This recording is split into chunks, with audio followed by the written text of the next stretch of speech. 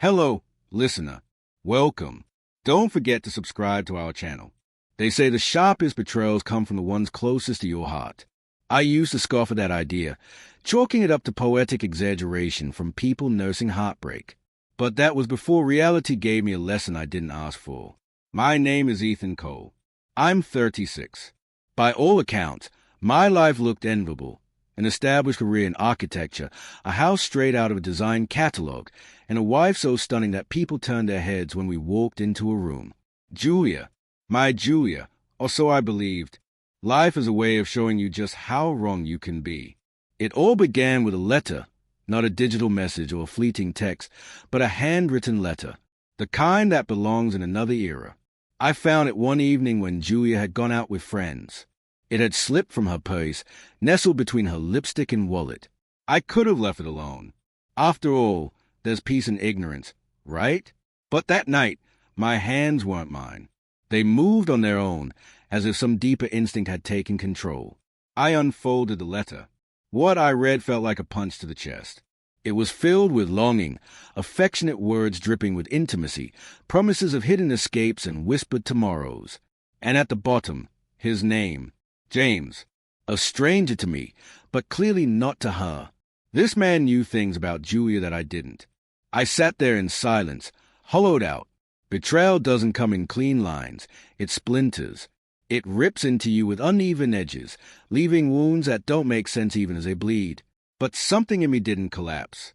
It hardened, turned cold. I didn't confront her.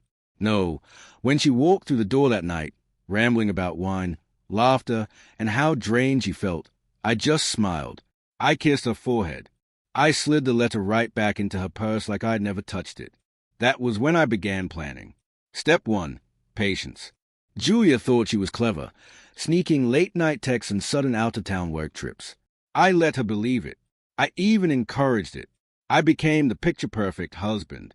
Fresh flowers every Tuesday. Surprise dinners on Friday nights. Romantic weekends away. She mistook my affection for ignorance, guilt simmering just beneath the surface. But while she spiraled, I was documenting everything. I installed tracking software on her devices, her phone, her laptop. Every message she sent to James, every exchange, every flirty note. I saw it all. I traced their rendezvous, compared their excuses. Julia once said she was visiting her ill mother. Funny, her mother messaged me from Europe, bragging about hiking trails and gelato. When I had everything I needed, I set the bait. I contacted James, pretending to represent a firm with an irresistible offer, high salary, full freedom, zero oversight. We met at a conference. Just like I imagined, he was slick and full of himself, the kind of man who believes is untouchable. He fell for it. Soon, James was coming to my home, the one I had designed, the one Julia and I had built a life in. We brainstormed in my office while she prepared dinner downstairs. The irony was exquisite. With every visit, I watched them unravel, pretending nothing was wrong, walking on tightropes they didn't know I had rigged. And then I twisted the knife. I left one of James's notes where Julia would stumble upon it. I forgot to return a jacket he'd left behind, the love letter still tucked inside its pocket. I even sent flowers to her office, signed in James's name, on the day of our wedding anniversary. Julia cracked first, then James.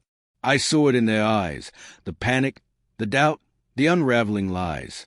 James's confident grin started slipping. His hands trembled when he lifted his coffee. They were unraveling beneath the sheer weight of their deception, and I hadn't even raised my voice. The final move in my carefully orchestrated plan came on our 10th wedding anniversary. I rented a beautiful venue in the heart of the city, sent invitations to everyone, friends, family, co-workers, even Julia's entire book club. It was pitched as a celebration of lasting love. Julia arrived in a stunning red gown, radiant and graceful. When I took her hand as we entered the room, for the briefest second, something inside me wavered, but only for a second. The evening began perfectly. Speeches, laughter, music, and dancing. Then, I tapped my fork gently against my glass, drawing everyone's attention.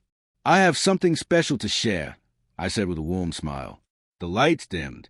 The projector screen came alive. The first image appeared, Julia and James, locked in a kiss in a dimly lit parking lot. Gasps echoed across the room. Then came more. Screenshots of hotel confirmations, email exchanges marked with time and date, and explicit text that left no room for doubt. Julia's face went pale. She opened her mouth, searching for words, but I wasn't finished. Next came a video, a clear recording from a hotel lobby security camera. The date matched a business trip she once insisted was vital. The footage didn't lie. When the video ended, the silence was suffocating. I looked at her, then at James, and finally, I smiled. Happy anniversary, my love. Julia collapsed into tears. James tried to slip out, but the security guards I had discreetly hired blocked his exit. Sit, I told him. He did. But public disgrace wasn't enough for me.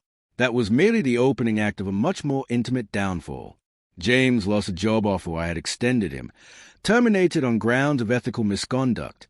Using the mountain of evidence I had compiled, I made sure every reputable firm in the state blacklisted him.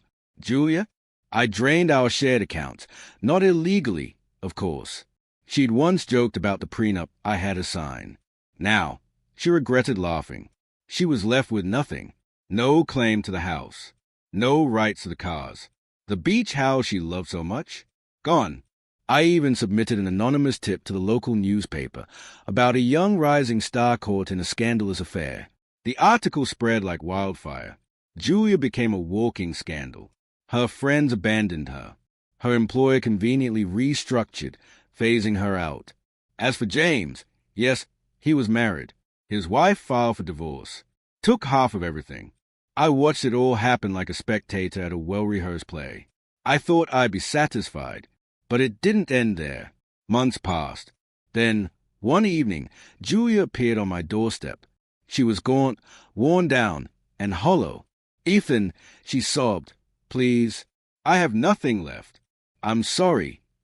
I let her in. I made tea, sat her near the fireplace, let her pour her heart out. She spoke of her emptiness, her regrets, how she wished she could go back and make different choices. I listened quietly, nodding as if I understood. Then I handed her a folder. Inside, documents. A contract. Her voice shook as she asked, "What is this?" "An arrangement," I said. "If you want to stay here, you will have to earn it." The agreement outlined every task, degrading, repetitive, humbling. It wasn't about servitude. It was about control. She went pale as she read. "You're not serious," she whispered. I leaned forward, eyes steady. "You made your decisions. Now live with them." She hesitated, then slowly picked up the pen and signed her name. And James? I didn't forget him either. He moved to a nearby town, attempting a fresh start. I made sure it failed.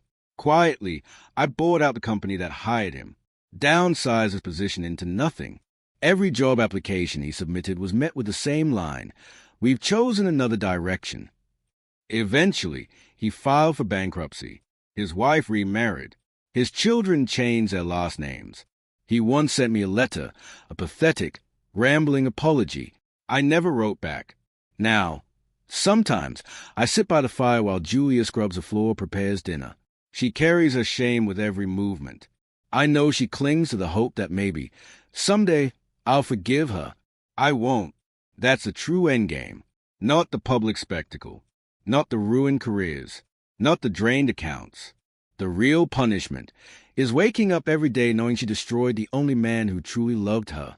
And that man, he chose not to rescue her, but to cage her. I was a pawn. Now I'm both king and queen. She's just a piece left behind on the board, discarded and forgotten. If you enjoyed this story, let us know in the comments below. Your thoughts help us bring you more stories that matter. Thanks for watching.